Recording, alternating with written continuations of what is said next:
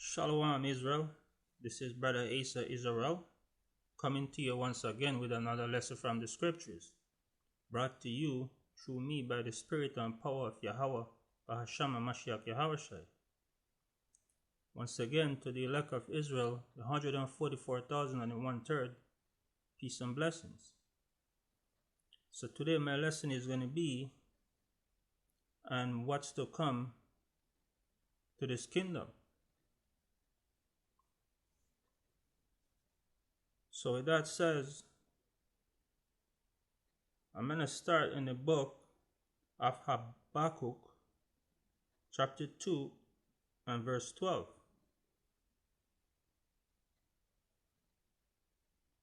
He said, "Woe to him that buildeth a town with blood, and establisheth a city with iniquity."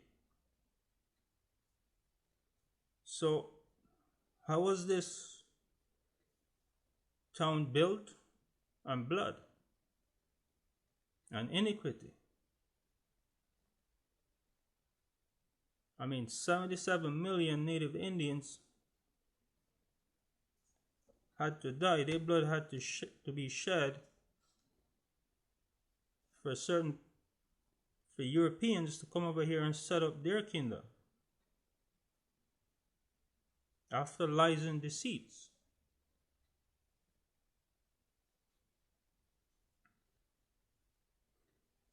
So from there, let me go to the book of Numbers, chapter 35 and verse 33.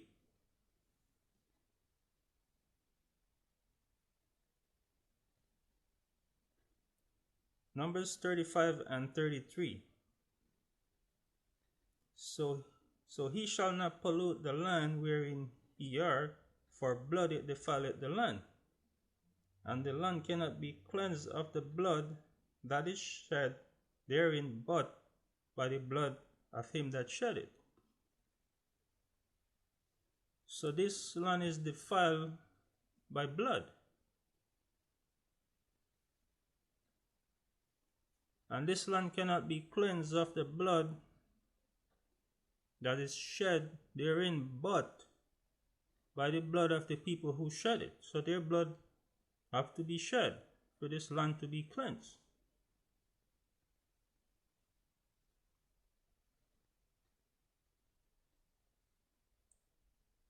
From there, let me go to the book of Exodus, chapter 21,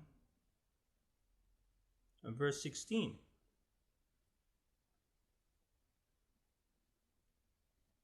"And he that stealeth a man and selleth him, or if he be found in his hand, he shall surely be put to death."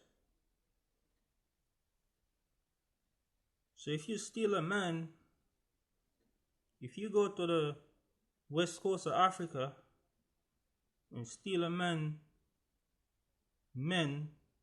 from there and bring them over here, and we are still here today, found in your hand, the Bible said you shall be put to death.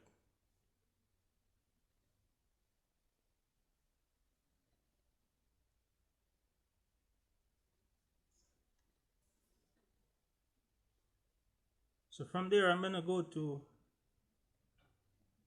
the Apocrypha,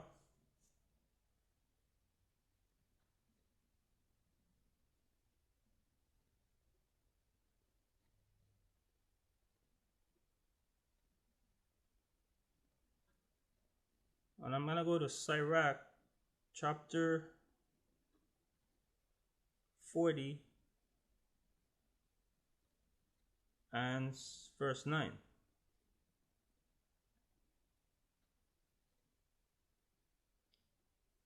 Sirach 40 and 9. It said, "Death and bloodshed and strife and sword and calamities, famine, tribulation, and the scourge, these things are created for the wicked, and for their sake the flood came." So this is speaking about before the Most High destroyed the earth with the flood, right? He said all these things were created for the wicked. And that's why the flood came. So now, we know that there is not going to be a flood that comes. The Most High is not going to destroy the earth with water anymore. This time it's going to be with fire. Nuclear fire. But the same thing then that was happening before the flood came, and the same thing is happening right now. In fact, let me get a precept to show that. This is the book of Matthew chapter 24 and verse 37.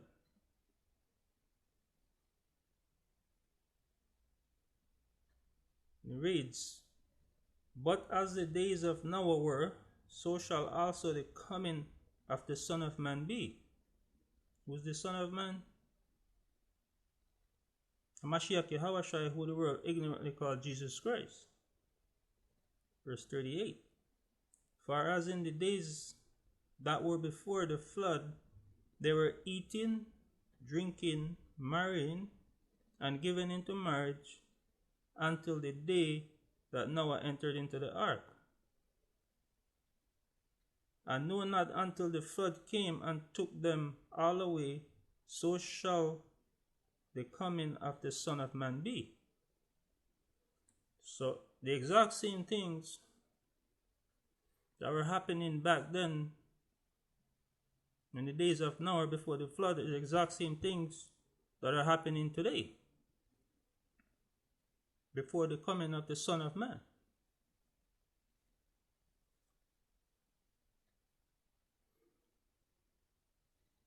So from there, I'm going to go back to the Apocrypha, and I'm going to go to 2nd Ezra chapter 9 and starting in verse 1.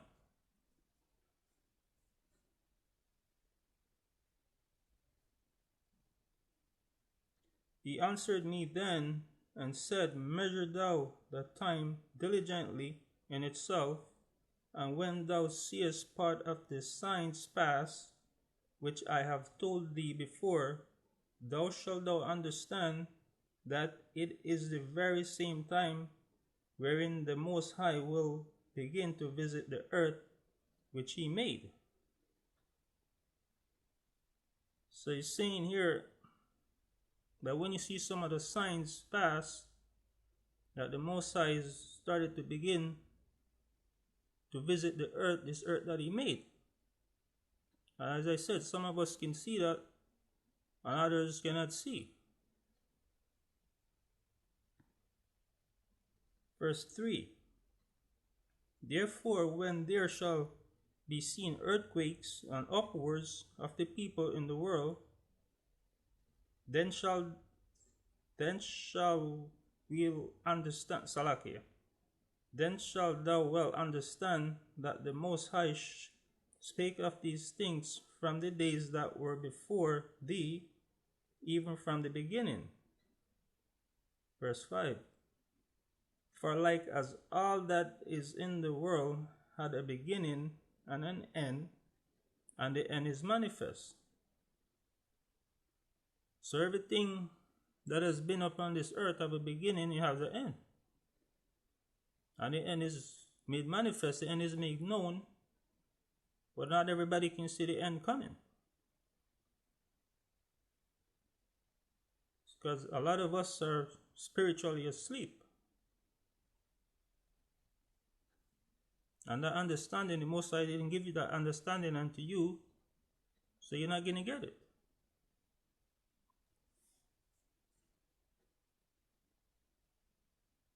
So from there, I'm going to stay in the book of Ezra.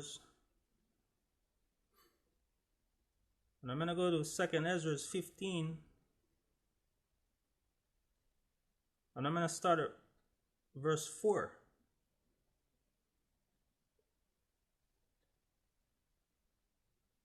"For all the unfaithful shall die in their unfaithfulness." This is talking about our people. All the unfaithful of the children of Israel are going to die in their unfaithfulness. Verse 5. Behold, saith the Lord, I will bring plagues upon the world, the sword, famine, death, and destruction. For the wickedness has exceedingly polluted the whole earth, and their hurtful works are fulfilled.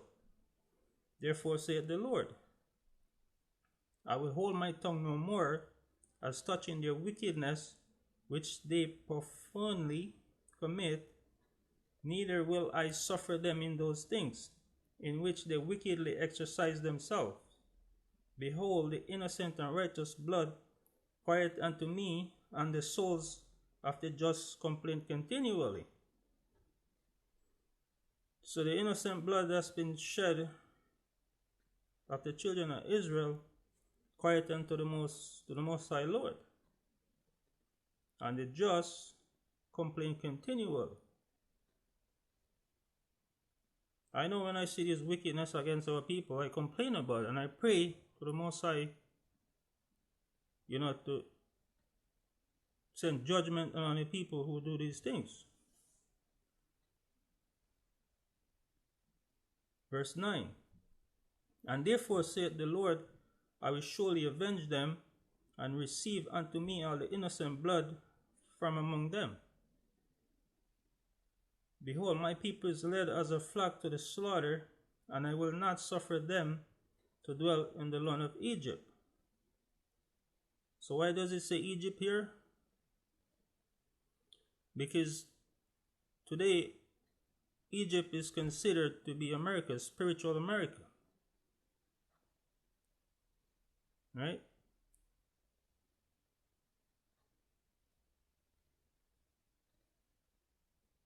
Behold, I will bring them with a mighty hand, and I will stretch out my arm, and I will smite Egypt with plagues as before, and I will destroy all the land thereof. Verse 12. Egypt shall mourn, and the foundations of it shall be smitten with plagues and punishment, and God shall bring upon it. Verse 13. They that till the ground shall mourn, and their seed shall fail. Thou shalt be blasted and hail, and will with all fear full consolation. Woe to the world and them that dwell in it, for the sword and the destruction draweth near. And one people shall stand up and fight against another, and the sword with swords in their hands.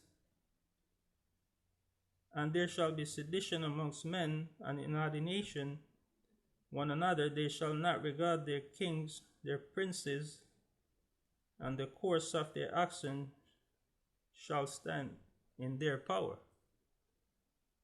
They said one people shall stand up and fight against another people. That's the race wars are coming. And in this time, when everything is out of whack and everything is dissolved, there's going to be no more authority,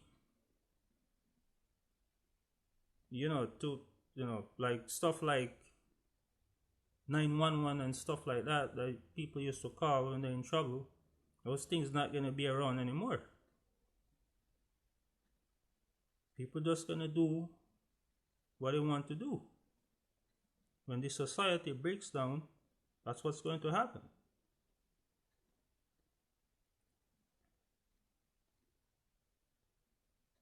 So from there, let me stay in the book of Ezra. I'm going to go to 2nd Ezra 16 and verse 18.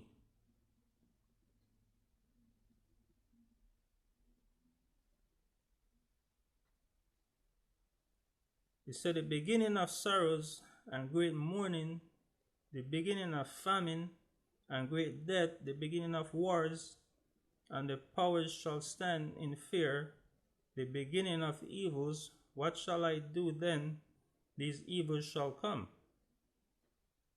Behold, famine and plague tribulation, and anguish are sent as scourges for amendment.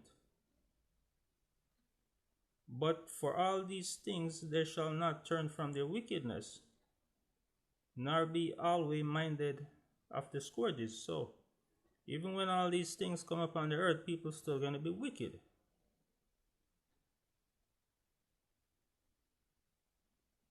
Verse 21. Behold, victuals shall be so good cheap upon the earth, that they shall think themselves to be in good case. And even then shall the evils grow upon the earth, sword, famine, and great confusion. So he said, even goods are going to be cheap upon the earth, and people are going to think that everything is good. Right? But that's not going to be the case. When people shall say peace and safety, and suddenly destruction come upon them.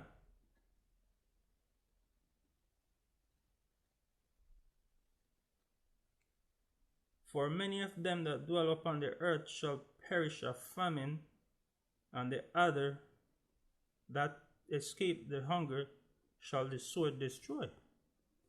So even if you think you escape this famine that's coming, the sword is waiting on you. So it's going to destroy you. I know I was reading an article yesterday that in South America and the Caribbean, there's like 11 to 14 million people who's running out of food. If they haven't run out yet, they're about to run out of food and they have nothing to eat. So a lot of people are going to die from famine, starvation, that they have nothing to eat. So we can see these things. The Most High start to visit this earth that he made for all the wickedness that is upon this earth. So these things are here.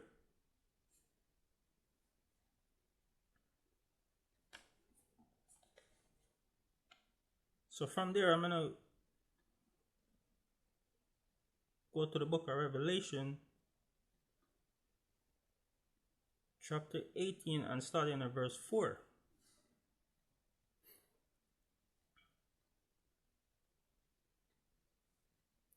And I heard another voice from heaven saying, Come out of her, my people, that he be not partakers of her sin, and that he receive not of her plagues.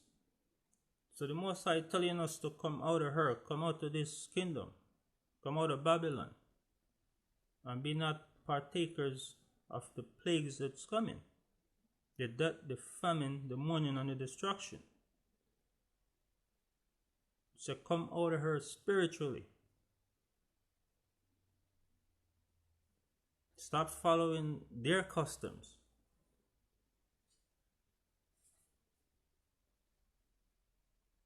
Verse 5.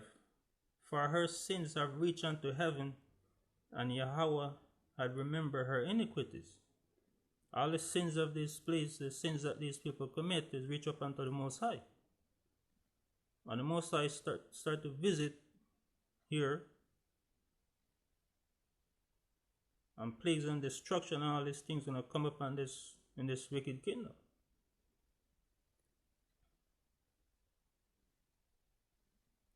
He said, Reward her even as she had rewarded you, and double unto her according to her works. In the cup which she had filled, fill to her double. How much how much she had glorified herself and lived deliciously, for much torment and sorrow give her, for she saith in her heart, I sit a queen, and I am no widow, and she shall see no sorrow. So she's saying that, none of this stuff, I'm a queen, and none of this stuff gonna happen to me.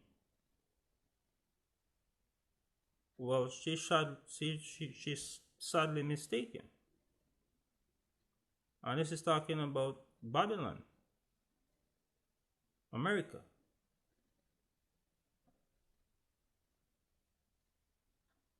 Verse 8.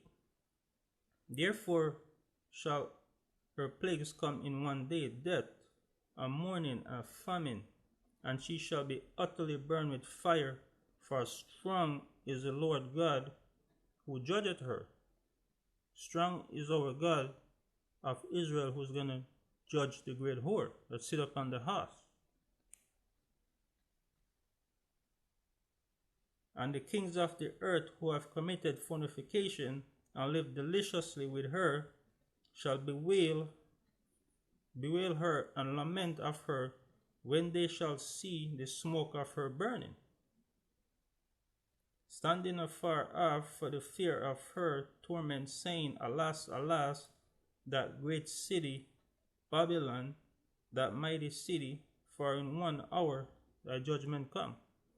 I mean, it's only going to take, the Most High, Yahweh Bashim Yahweh and all the angels and all them chariots to destroy Babylon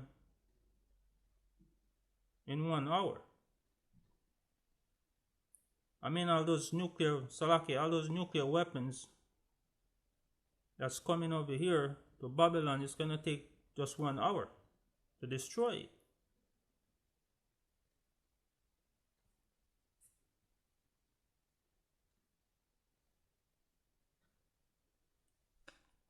So from there, let's go to the book of Isaiah, chapter 14 and verse 21.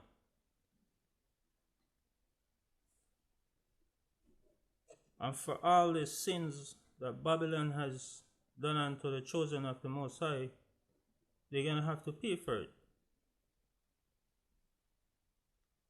Isaiah 14 and 1. They say, prepare slaughter for his children for the iniquities of their forefathers. For they do not rise nor possess the land, or fill the face of the world with cities. So he said, prepare slaughter for his children for the sins, the iniquities of their forefathers. I mean, many of them will say that it wasn't them, it was their forefathers, but their forefathers aren't around anymore, but they're here. They're benefiting from the murder, the robbery, and the rape that their forefathers have done to make them enjoy what they enjoy today. So they have to pay for that.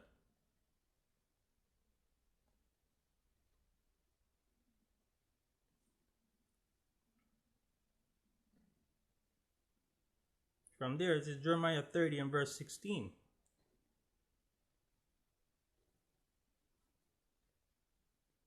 He said, therefore, all they that devour thee shall be devoured, and all thine adversaries, every one of them, shall go into captivity. And they that spoil thee shall be a spoil, and they that preyed upon thee will I give for a prey. So must I say, all our adversaries, not just Esau, all of them that devoured us, all the other nations out there who would devour us, the Most High going to give them for prey unto us.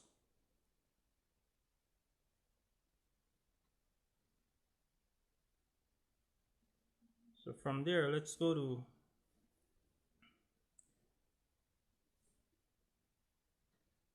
back to Isaiah 14 and verse 1.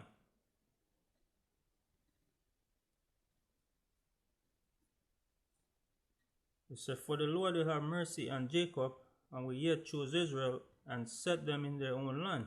And the strangers shall be joined unto them, and they shall cleave to the house of Jacob. So the Most High is going to have mercy upon us and set us back in our own land. And all the strangers are going to be joined unto us. all the people that devoured us gonna be joined unto us. And the people shall take them and bring them to their place, and the house of Israel shall possess them in the land of the Lord for servants and handmaids, and they shall take them captives who captives they were, and they shall rule over their oppressors. So all they that devoured us, we're going to take captives in the land of the Lord for servants and for handmaids.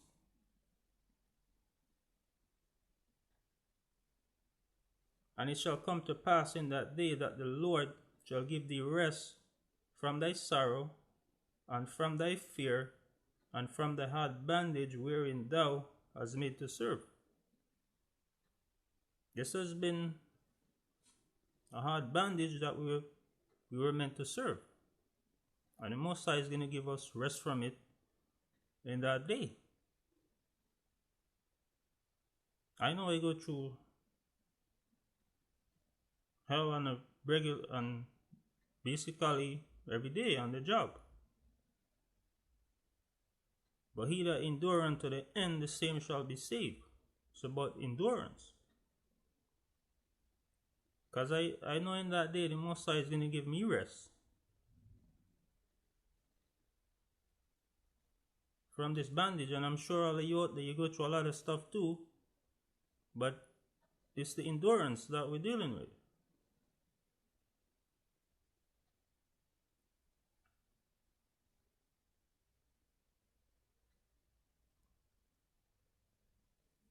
So from there, let's go back to the book of Revelation 13, 9 and 10. This is what our coming Lord, King of all kings and the Lord of all lords, said justice looks like. This is what justice looks like. Revelation 13, 9 and 10. If any man have an ear, let him hear. He that leadeth into captivity shall go into captivity. He that killeth with the sword must be killed with the sword. Here is the patience and the faith of the saints. So if you lead a man into captivity, you're going into captivity. If you kill with the sword, you must be killed with the sword. And this is what we wait patiently for.